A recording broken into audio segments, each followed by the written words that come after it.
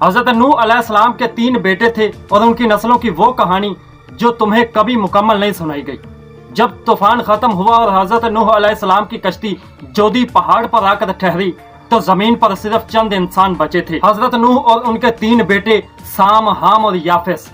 साम हजरत नूह अलैहिस्सलाम के पहले बेटे थे जिनकी नस्ल को अल्लाह ताला ने नबूवत, हदायत और रोशनी का जरिया बनाया। उन्हीं की नस्ल से आए हजरत इब्राहीम, हजरत इसहाक, हजरत याकूब, हजरत यूसुफ, हजरत मूसा और हजरत ईसा और आखिर में सरदारुल अंबिया मोहम्मद और रसूलुल्लाह। देखिए ये वही नस्ल थी जिसे अल्लाह ने खास चुना और नबूवत का नूर क़यामत तक इस नस्ल में जारी रहा।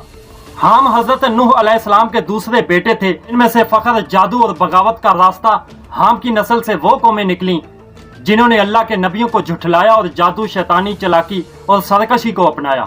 मिस्र के तमाम फिरौन इसी नस्ल से थे जिन्हें हजरत मूसा अलैहिस्सलाम के मुकाबले पर कहा गया इन्ना रब्बिकुम ला आला, यानी मैं तुम्हारा रब हूँ। यही नस्ल जादू, तकब्बुर और तागूत का निशान बनी। कुछ रवायात के मुताबिक जादू का पहला इल्म हाम की नस्ल में से एक शख्स को हवा के जरिए पहुंचा और वो इल्म सांप, सितारों और शैतानी ताकतों पर मबनी था। वही इल्म बाद में फिरौनी जादू कहलाया।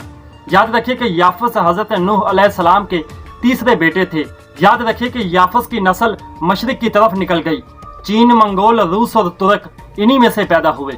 वो कौमें जिन्हें याजूज मजूज कहा जाता है इसी कौम से हैं जिन्हें आज भी अल्लाह ने जमीन के पर्दे में कैद कर रखा है और जिनका ज़हूर क़यामत से पहले होगा। 3 बेटे एक नबी के, फिर भी 3 रास्ते, हदायत, गुमराही और फितना। क्यों? आखिर क्यों? क्या ये आज भी हो रहा है?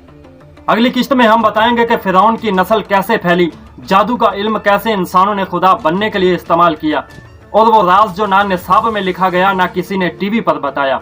अपनी राय कमेंट में जरूर दें। मिलते हैं फिर अगली वीडियो में, तब तक के लिए अल्लाह।